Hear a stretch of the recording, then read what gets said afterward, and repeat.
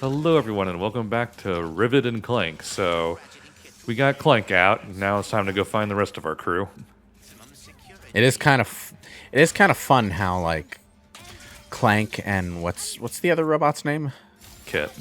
Clank and Kit just kind of like jump back and forth between the two Lombaxes throughout the game.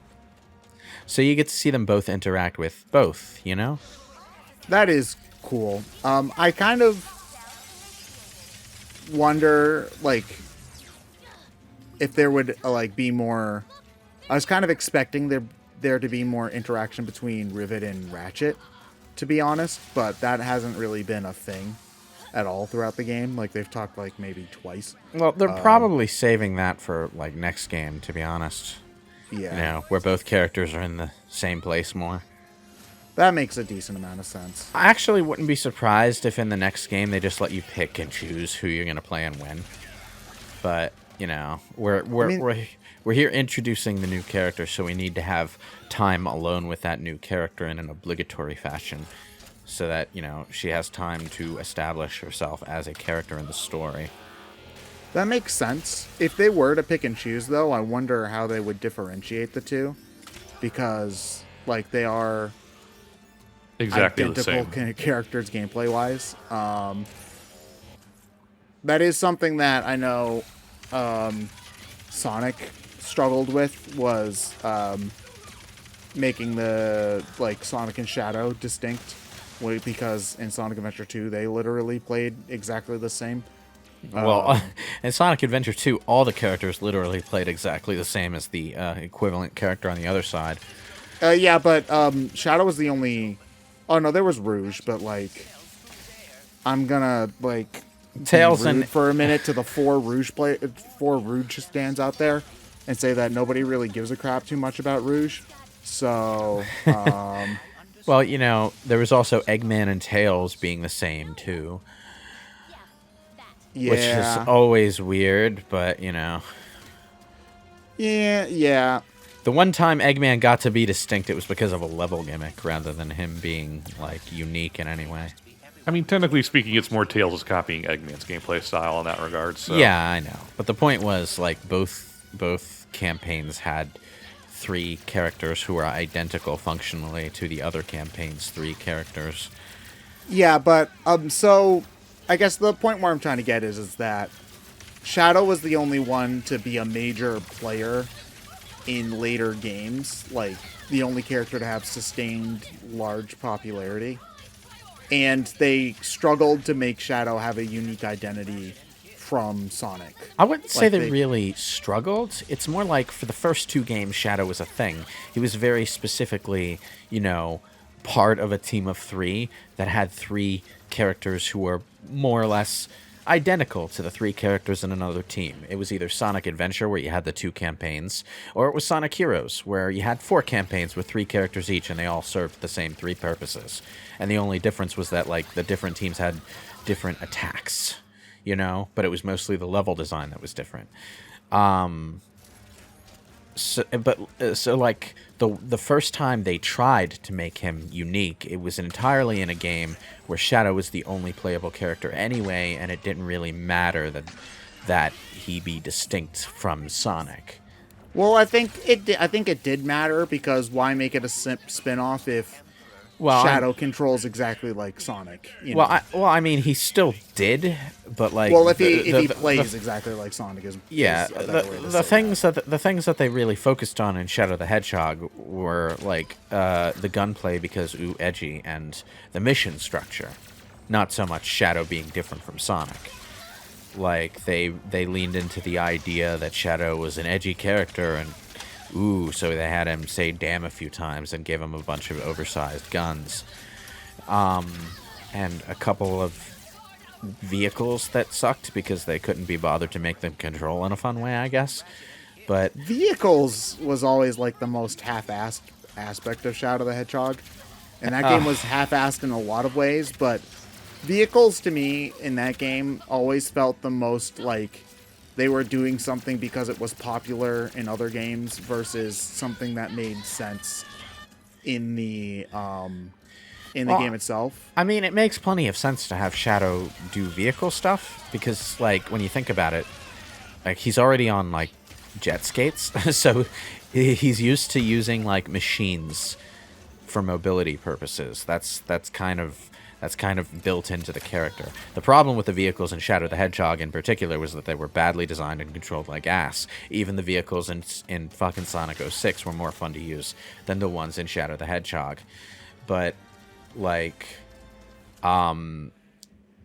they didn't really try to make a Shadow the Hedgehog gameplay style that had to stand up next to a Sonic the Hedgehog one until Sonic 06.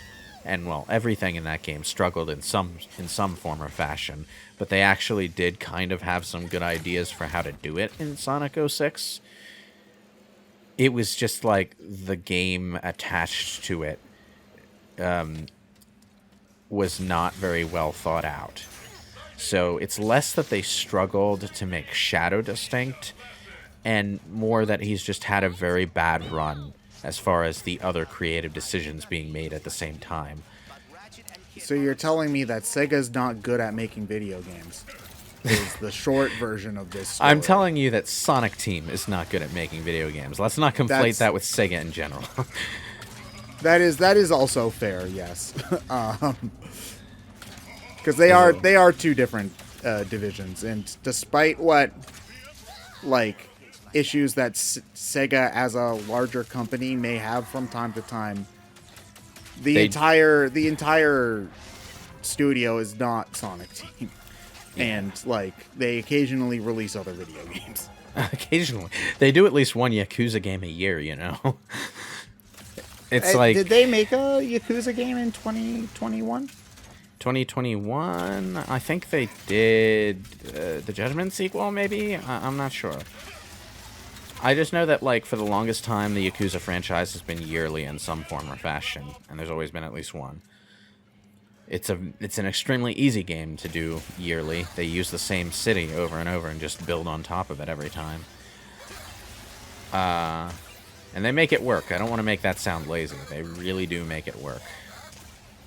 It's interesting to see what games like do work when they like don't change much each time versus like, because we were talking about this a couple parts ago, how every Assassin's Creed game felt the same and it got really tiring. Well, part of what makes it work in Yakuza's case is kind of like how they pace themselves. They'll do a game every year, but it won't necessarily be the main game every year. Sometimes they'll do something like they'll release Yakuza 0, which is a new engine and a big leap forward for the series, and then the next year they'll do Yakuza Kiwami, which is Yakuza 1 remade in the Yakuza 0 engine. And then they'll do Yakuza 6 the year after that, which is the next main game in a new engine, and then the following year they'll do something like Judgment in that engine, and then they'll do Yakuza Kiwami 2 in that engine the year after that. Or maybe it was in the other order, I don't know. But like they'll every couple of years they'll jump forward and make a game that pushes the series into new territory, and they'll spend the next couple of years building other games on top of it. And very occasionally, they'll spend a year doing something zany and creative, like the Yakuza Zombie Apocalypse spinoff. What was it called?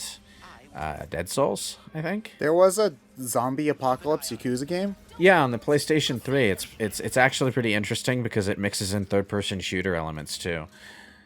You get 4 playable characters who all need to survive a localized zombie apocalypse in Kamurocho.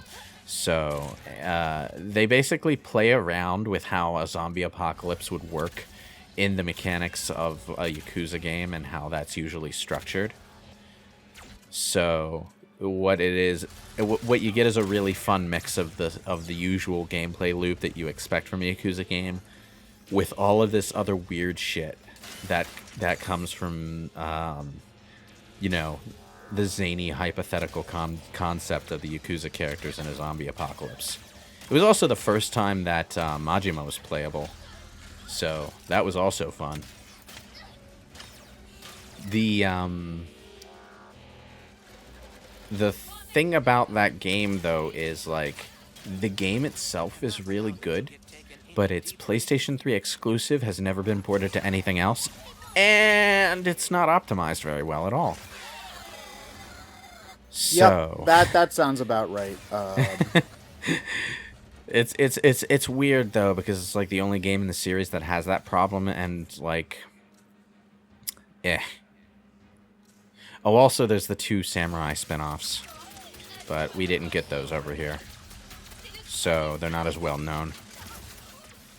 But like, that made for an interesting mix-up too, because like instead of playing in the usual Kamurocho setting, you're in frickin' feudal Japan for one of them, and then the next one jumps ahead in history to play a completely different what-if scenario where like you're combining samurai swordplay with guns.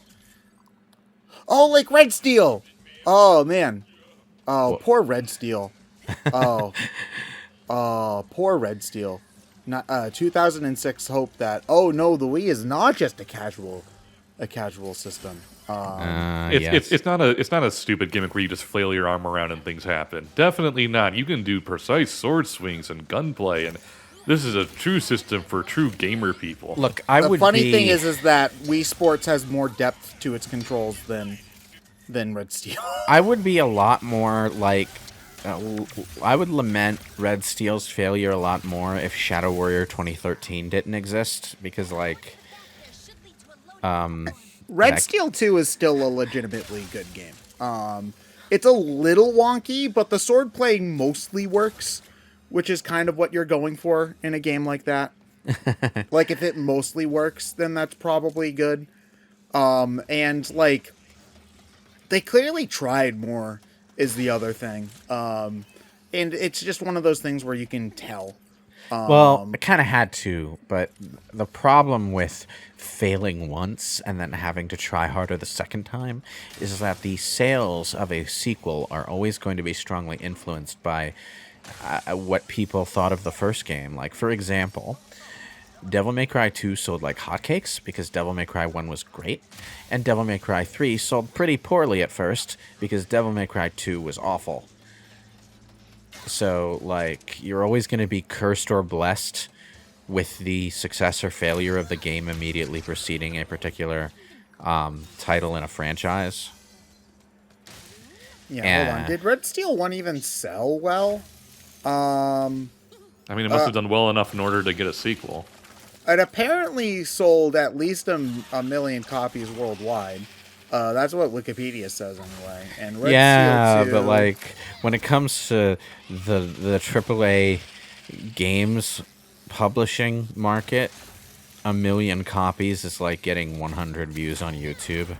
So yeah, and also the like this was the Wii launch period where like even Trauma Center sold well because the Wii was that successful.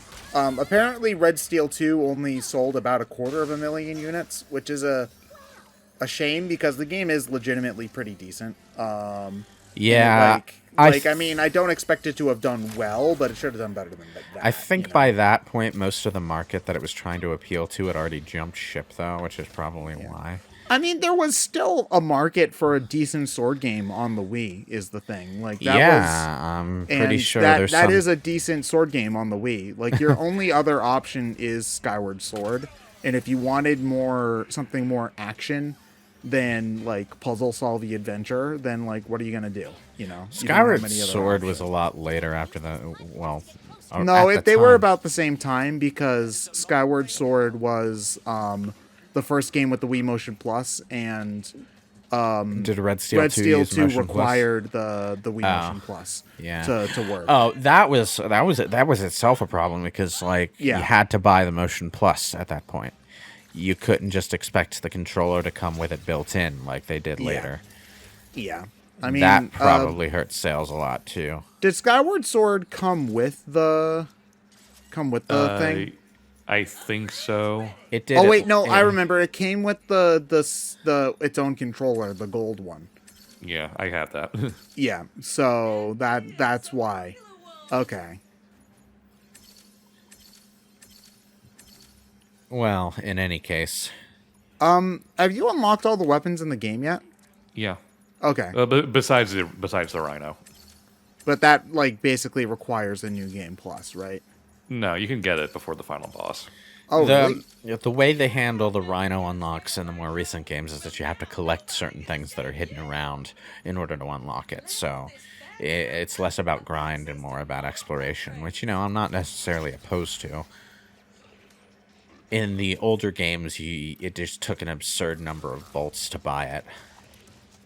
You'd have to find, like, some shady street vendor in the first game. Actually, I find is a strong word for he's standing in the middle of your path on one of the main plot missions. So you have to remember where he is and come back to him after you have an absurd number of bolts. And that is all the effort that it requires to get the Rhino in the first game. But were you, like... Was it feasible to get that many bolts on one playthrough? Or not without grinding.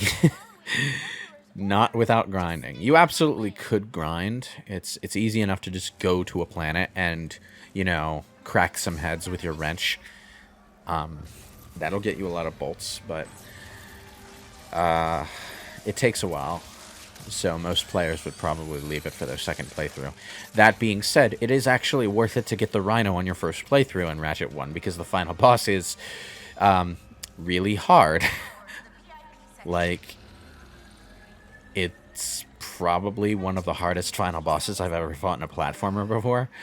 Oh, wow, really? Yeah. What's his name? Chairman Drek?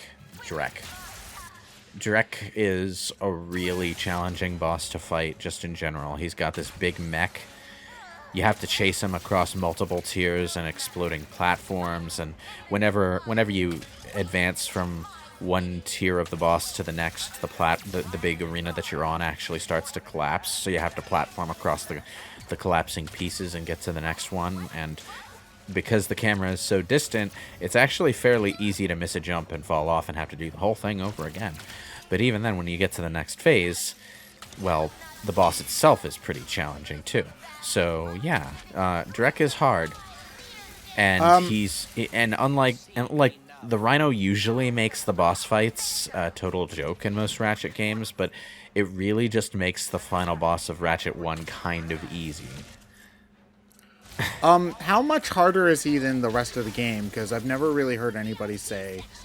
I wouldn't necessarily call it a difficulty spike because Ratchet 1 is pretty challenging overall, just in general, because the combat mechanics aren't as free-flowing as the Ratchet games that came after, and it has more of an emphasis on platforming challenge than later Ratchet games do, so it can be pretty rough at times.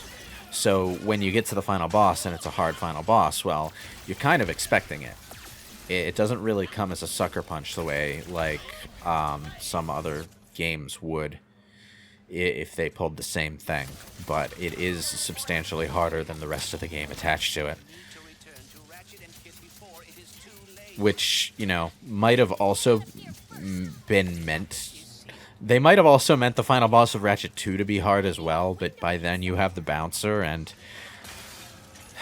I've never actually fought the final boss of Ratchet 2 legitimately, so I don't know. Is the bouncer overpowered in that game? Yes. Oh, yes. I've talked about this in earlier parts, but the bouncer just scatters a bunch of these big, glowing, exploding bombs all around the battlefield, and they all go off and damage the enemy at once. And the final boss in Ratchet 2 is quite big, so he's getting hit by all the explosions. Also, that's our last gold bolt.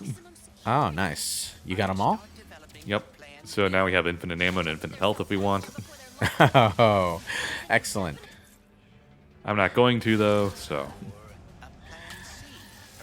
But, yeah, the proto-pet is this big, giant puffball monster, and it would probably be difficult to avoid getting hit if you actually had to spend any amount of time on the battlefield with it, which you absolutely would have to do if the bouncer wasn't so good at damaging things rapidly. But it only took it only took like 20 seconds for me to defeat the final boss of Ratchet 2 because of that goddamn gun. What do people generally say is the hardest Ratchet game? Is it still the first one? It would probably be the first one, yeah, because it takes some getting used to go back to the game to the way that combat works for one thing, and you have like the way you have to think in order to beat the combat challenges in Ratchet 1 is pretty different to a lot of games. You have to pay a lot more attention to your positioning and the enemy's positioning and how that interacts with what the weapons do. So, yeah, it's probably the hardest game in the series just because of the way you have to think, the way your brain has to work in order to get through it is a little bit more constantly intensive. Whereas I think That makes sense. I think in the other Ratchet games, it's just like more specific challenges that are gonna hold you up. Like I remember getting stuck on this goddamn bridge in Ratchet 2 that was just a gauntlet of the game, throwing all kinds of combat shit at you, and that was challenging. But it's like the only combat challenge in the game that really sticks out to me as being all that hard. So like the rest of the game kind of felt pretty comfortable to me, actually. And I didn't play enough of Ratchet 3, but I remember it being a fairly easy ride. Yeah, because I've always had the impression that the games weren't too challenging. But again, that's just coming from somebody with no... Well, I'm also speaking as someone who has a fair amount of experience in shooters in particular, so it might just be that I'm used to a lot of the stuff that the Ratchet games try to do as they shift into a more shooter-centric design focus. I don't know.